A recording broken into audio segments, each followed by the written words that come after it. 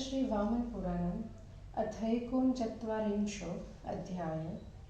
लोमहर्षण उवाच।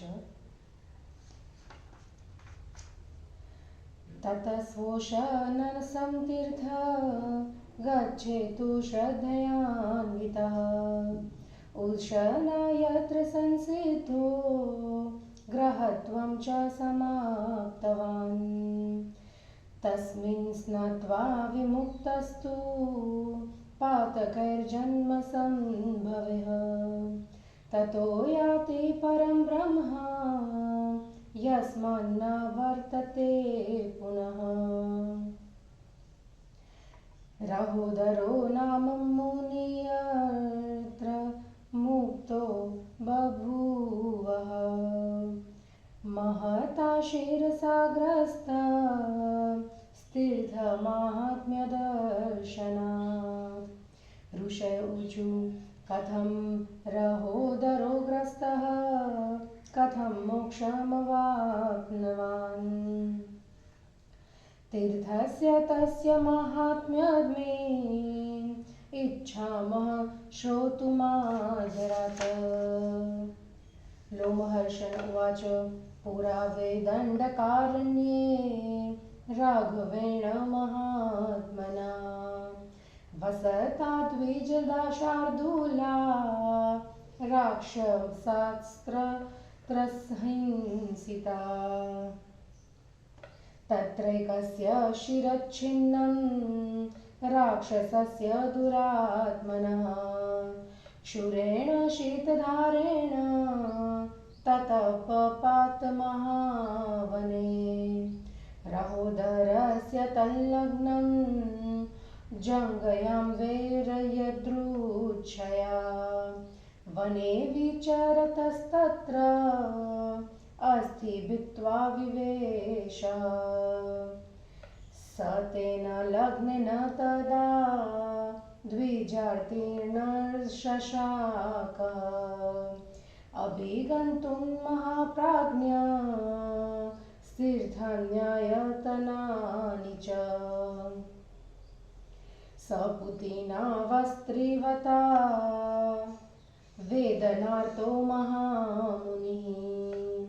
जगाम सर्वतीर्थानि पृथिव्यां यानिकानि च। ततः स कथयामास ऋषीणां भावितात्मनां। ते ब्रुवन् ऋषयो विप्रं प्रयाहोशनसम्प्रति।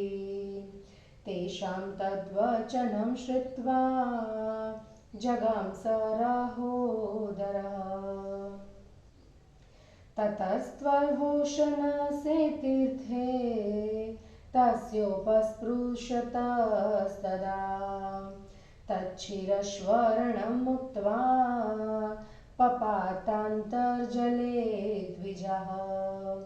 ततः स वीरजो भूत्वा पुतात्मा वीतकल्मषः।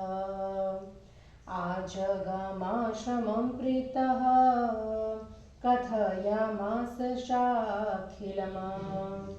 ते श्रुत्वा ऋषयः सर्वे तीर्थमाहात्म्यमुत्तमम्।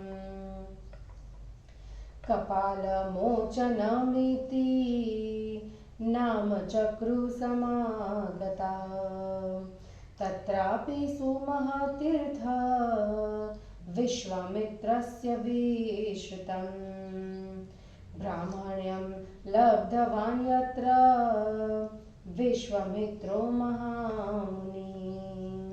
तस्मिन् तीर्थवरे स्नात्वा ब्राह्मण्यं लभते ध्रुवम्। ब्राह्मणस्तु विशुद्धात्मा परं पदमवाप्नुयात्। ततः पृथुकदकं गच्छेन्नियतो नियताशनः।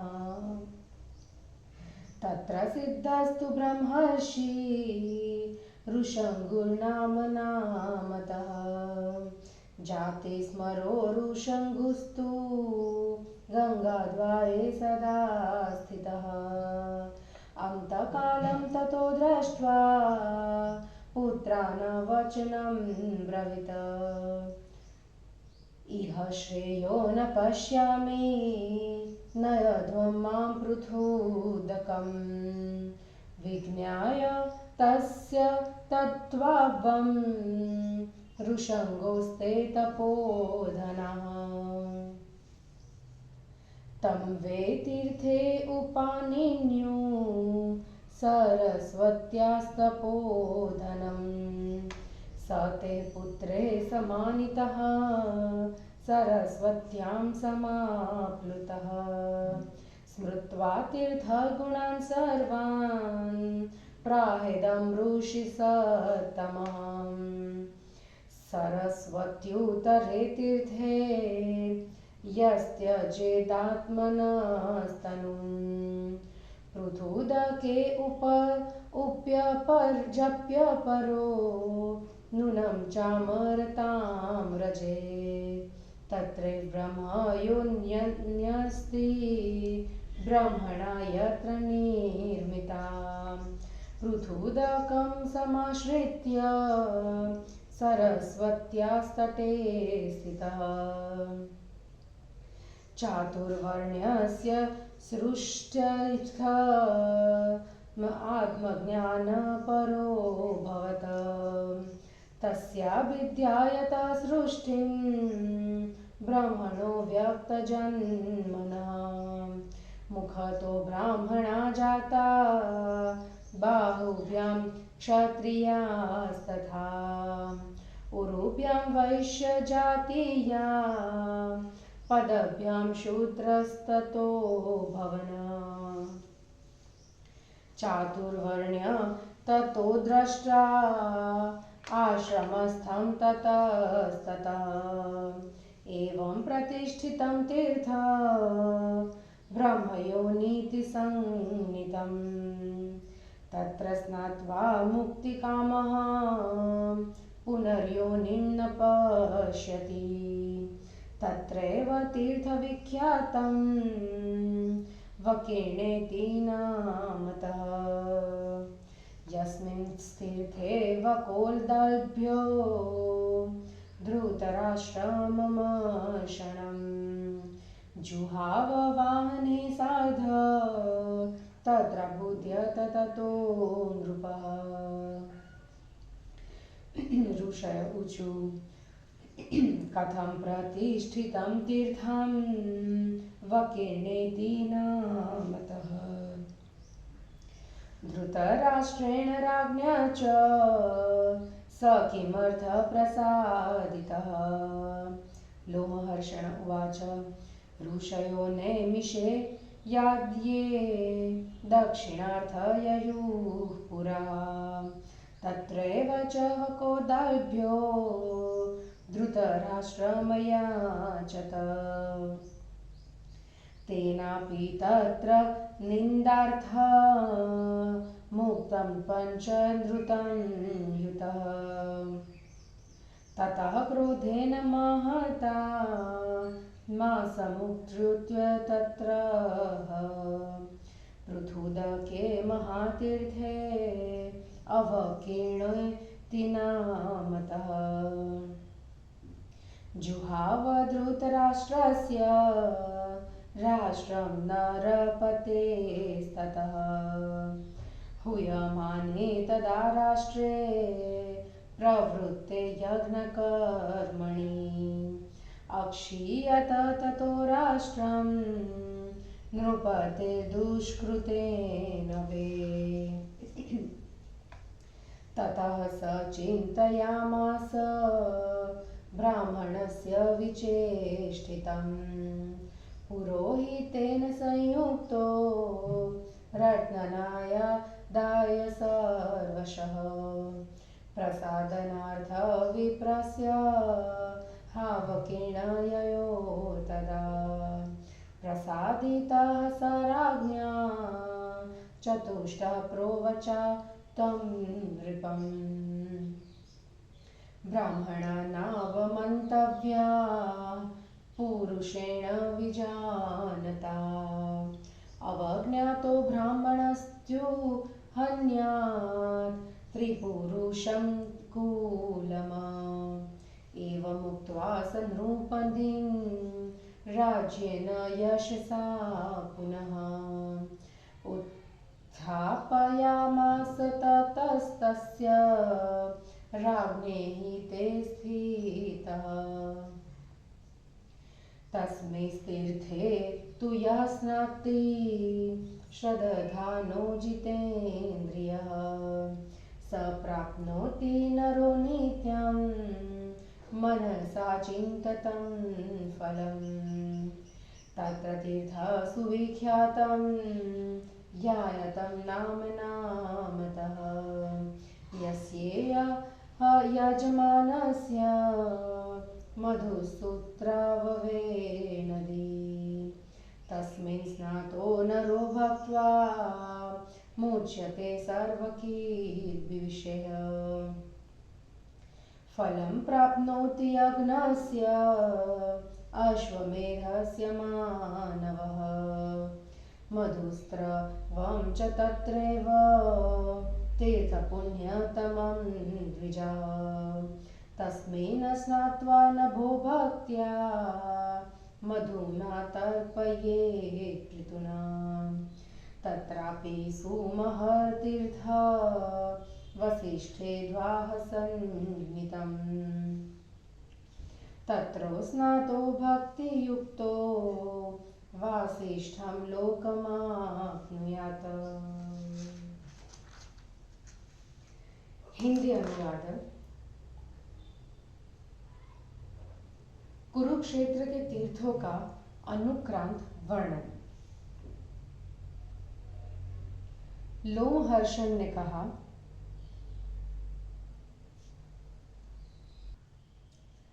ऋषियों, सप्तसारस्वत के बाद श्रद्धा से युक्त होकर ओशनस तीर्थ में जाना चाहिए, जहाँ शुक्र सिद्धि प्राप्त कर ग्रहत्व को प्राप्त हो गए। उस तीर्थ में स्नान कर मनुष्य अनेक जन्मों में किए हुए पातकों से छूटकर परब्रह्म को प्राप्त करता है, जहाँ से पुनः लौटना नहीं पड़ता। जहाँ तीर्थ दर्शन की महिमा से भारी सिर से जकड़े हुए रहोदर नाम के एक मुनि उससे मुक्त हो गए थे। ऋषियों ने कहा, रहोदर मुनि सिर से ग्रस्त कैसे हो गए थे और वे उससे मुक्त कैसे हुए? हम लोग उस तीर्थ के महात्म्यों को आदर के साथ सुनना चाहते हैं, जिसकी महिमा से ऐसा हुआ। लोमहर्षण जी बोले, द्विज श्रेष्ठों, प्राचीन काल में दंडकारण्य में रहते हुए रघुवंशी महात्मा रामचंद्र ने बहुत से राक्षसों को मारा था। वह एक दुष्टात्मा राक्षस का सिर तीक्ष्ण धार वाले क्षुर नामक बाण से कटकर उस महावन में गिरा। फिर वह संयोगवश वन में विचरण करते हुए रहोदर मुनि की जंघा में उनकी हड्डियों को तोड़कर उससे चिपट गया। महाप्राज्ञ वे ब्राह्मण देव उस मस्तक के लग जाने के कारण तीर्थों और देवालयों में नहीं जा पाते थे। वे महामुनि दुर्गंधपूर्ण पीप आदि बहने के कारण तथा वेदना से अत्यंत दुखी रहते थे। पृथ्वी के जिन जिन तीर्थों में वे गए, वहां उन्होंने पवित्रात्मा ऋषियों से कहा। ऋषियों ने उन विप्र से कहा, ब्राह्मण देव, आप औशनस में जाइए। द्विजों, उनका यह वचन सुनकर रहोदर मुनि वहां से औशन तीर्थ में गए। वहां उन्होंने तीर्थ जल का स्पर्श किया। उनके द्वारा स्पर्श होते ही वह मस्तक उनसे झांग को छोड़कर जल में गिर गया। उसके बाद वे मुनि पाप से रहित, निर्मल, रजोगुण से रहित, अतएव पवित्र आत्मा होकर प्रसन्नता पूर्वक आश्रम में गए और उन्होंने सारी आपबीती कह सुनाई। फिर तो उन आए हुए सभी ऋषियों ने औशसन तीर्थ के उस उत्तम महात्म्य को सुनकर उसका नाम कपाल मोचन रख दिया। वहीं महामुनि विश्वामित्र का बहुत बड़ा तीर्थ है, जहाँ विश्वामित्र ने ब्राह्मणत्व को प्राप्त किया था। उस श्रेष्ठ तीर्थ में स्नान करने से मनुष्य को निश्चय रूप से ब्राह्मणत्व की प्राप्ति होती है और वह ब्राह्मण विशुद्धात्मा होकर ब्रह्म के परम पद को प्राप्त करता है। कपाल मोचन के बाद पृथुदक नाम के तीर्थ में जाए और नियम पूर्वक नियत मात्रों में आहार करें। वहां ऋषुघ्न नाम के ब्रह्मर्षि ने सिद्धि पाई थी। सदा गंगा द्वार में स्थित रहते हुए पूर्व जन्म के वृतांत को स्मरण रखने वाले ऋषंगु ने अंतकाल आया देखकर पुत्रों से कहा कि यहाँ अपना कल्याण नहीं देख रहा हूँ, मुझे पृथुदक तीर्थ में ले चलो। ऋषिगुण ने उस भाव को जानकर वे तपोधन मतलब पुत्र उन तप के धनी को सरस्वती के तीर्थ में ले गए। उन पुत्रों द्वारा लाए गए उन ऋषि श्रेष्ठ ने सरस्वती में स्नान करने के पश्चात उस तीर्थ के सब गुणों का स्मरण कर यह कहा था कि सरस्वती के उत्तर की ओर स्थित पृथुदक नाम के तीर्थ में अपने शरीर का त्याग करने वाला जप परायण मनुष्य निश्चय ही देवत्व को प्राप्त होता है। वहीं ब्रह्म द्वारा निर्मित ब्रह्म योनि तीर्थ है, जहाँ सरस्वती के किनारे अवस्थित पृथुदक में स्थित होकर ब्रह्मा चारों वर्णों की सृष्टि के लिए आत्मज्ञान में लीन हुए थे। सृष्टि के विषय में अव्यक्त जन्मा ब्रह्मा के चिंतन करने पर उनके मुख से ब्राह्मण, भुजाओं से क्षत्रिय, दोनों अरुओं से वैश्य और दोनों पैरों से शूद्र उत्पन्न हुए। उसके बाद उन्होंने चारों वर्णों को विभिन्न आश्रमों में स्थित हुआ देखा। इस प्रकार ब्रह्म योनि नामक तीर्थ की प्रतिष्ठा हुई थी। मुक्ति की कामना करने वाला व्यक्ति वहां स्नान करने से पुनर्जन्म नहीं देखता। वहीं अवकीर्ण नामक एक विख्यात तीर्थ भी है, जहाँ पर दाल्यभ्य मतलब दल्भ या दल्भी गोत्र में उत्पन्न वक नामक ऋषि ने क्रोधी धृतराष्ट्र को उसके वाहनों के साथ हवन कर दिया था। तब कहीं राजा को ज्ञान हुआ था। ऋषियों ने पूछा, अवकीर्ण नामक तीर्थ कैसे प्रतिष्ठित हुआ एवं राजा धृतराष्ट्र ने उनको क्यों प्रसन्न किया था। लोमहर्ष ने कहा, प्राचीन काल में नैमिषारण्य निवासी जो ऋषि दक्षिणा पाने के लिए गए थे, उनमें से दल्भी वंशीय वक ऋषि ने धृतराष्ट्र से याचना की। उन्हें धृतराष्ट्र ने भी निंदापूर्ण, ग्राम्य और असत्य बात कही। उसके बाद वे अत्यंत क्रुद्ध होकर पृथुदक में स्थित अवकीर्ण नामक तीर्थ में जाकर के मांस काट कर धृतराष्ट्र के राष्ट्र के नाम हवन करने लगे। तब यज्ञ में राष्ट्र का हवन प्रारंभ होने पर राजा के दुष्कर्म के कारण राष्ट्र का क्षय होने लगा। राष्ट्र को क्षीण होते देख उसने विचार किया और वह उसे ब्राह्मण का विकर्म जानकर प्रसन्न करने के लिए समस्त रत्नों को लेकर पुरोहित के साथ अवकीर्ण तीर्थ में गया। राजा ने उन्हें प्रसन्न कर लिया। प्रसन्न होकर उन्होंने राजा से कहा, विद्वान मनुष्य को ब्राह्मण का अपमान नहीं करना चाहिए। अपमानित हुआ ब्राह्मण मनुष्य के कुल के 3 पुरुष का विनाश कर देता है। ऐसा कहकर उन्होंने पुनः राजा को राज्य एवं यश के साथ संपन्न कर दिया और वे उस राजा के हितकारी हो गए।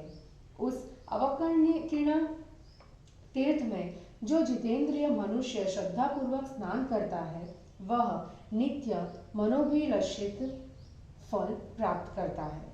वहाँ यायात नाम से सुविख्यात तीर्थ है जहाँ यज्ञ करने वाले के लिए नदी में मधु बहाया था।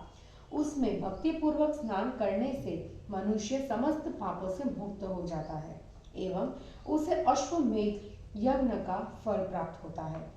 द्विजो, वहीं मधुस्रव नामक पवित्र तीर्थ है। उसमें मनुष्य को भक्ति पूर्वक स्नान कर मधु से पितरों का तर्पण करना चाहिए। वहीं पर वशिष्ठोद्वाह नामक सुंदर महान तीर्थ है। वहाँ भक्ति पूर्वक स्नान करने वाला व्यक्ति महर्षि वशिष्ठ के लोक को प्राप्त करता है।